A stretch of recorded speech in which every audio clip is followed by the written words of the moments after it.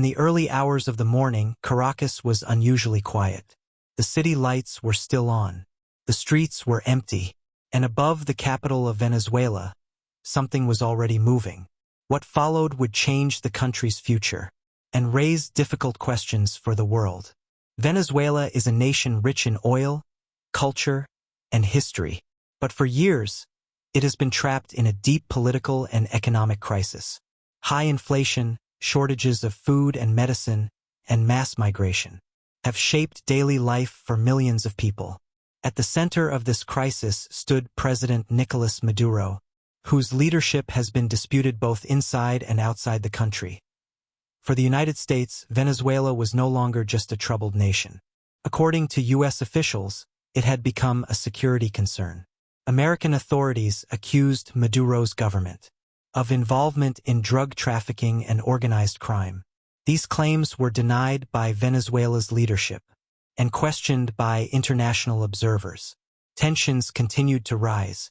In late 2025, U.S. military activity increased in the Caribbean region. Warships were deployed. Surveillance operations expanded. Venezuela responded with warnings, calling these actions a threat to its sovereignty. The world watched closely, but few expected what would come next. On January 3, 2026, before sunrise, reports of explosions emerged from Caracas. Power outages followed. Military aircraft were seen over the capital. The United States confirmed it had launched a military operation inside Venezuelan territory. The stated goal: to stop what it called narco-terrorist networks. Hours later, the situation escalated further. U.S. authorities announced that President Nicolás Maduro and his wife had been taken into custody and transferred to the United States. For the first time in modern Latin American history, a sitting president had been captured. Through direct foreign military intervention, the reaction was immediate and divided. Some governments supported the action, arguing that criminal charges justified extraordinary measures. Others strongly condemned it, calling the operation a violation of international law and national sovereignty. The United Nations urged restraint and warned of dangerous precedents. Inside Venezuela, confusion spread quickly. Many citizens stayed indoors, unsure whether the violence would continue. Families checked on each other. Shops closed early. Public transport slowed to a halt. For ordinary people, politics felt distant, but the consequences were close. In the days that followed, Venezuela's National Assembly moved to install interim leadership.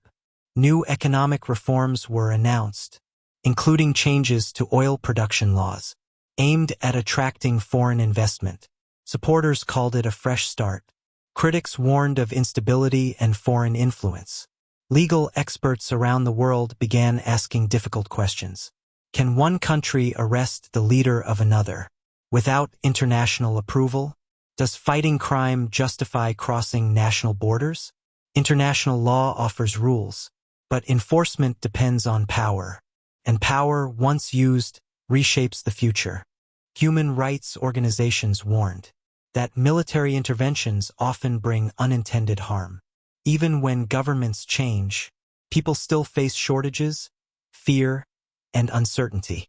One returning migrant described landing in Caracas with mixed emotions: relief to see family again, and fear of what tomorrow might bring. This story is not only about Venezuela.